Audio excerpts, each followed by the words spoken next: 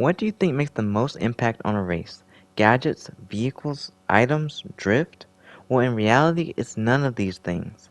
How well you know the map you're racing on is the single most important part of Sonic Racing Crossworlds. In this video, I'll be sharing with you why and how you can apply track knowledge into your races. Knowing track layouts is important for many different reasons, but number one is of course shortcuts and off-road sections. While some of these may be easy to see and out in the open, others can be a lot more tricky to spot or even impossible to take without prior knowledge. A good example of this is comparing Sand Road to Ocean View.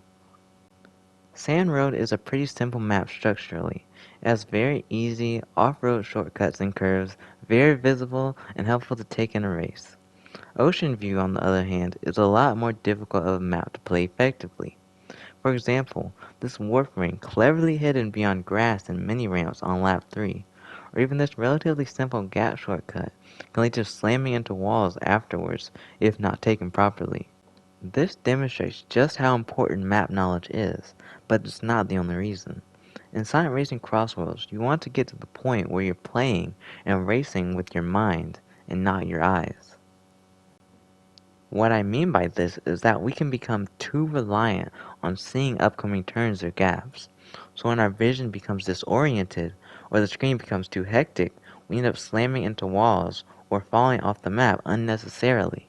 Once you get to the point where you can visualize the turns and gaps of a map in your mind, this becomes a non-issue. Of course this comes with time and is not something really you can force. At the moment, Sonic Racing Crossworlds has 26 maps and 15 crossworlds. Pretty daunting if you ask me.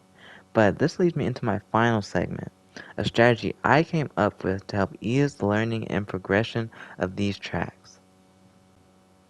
First, start by picking your favorite 8 standard maps and running through them all in time trials until you're able to achieve A to S ranks on all of these, paying close attention to the core elements and landmarks of the maps.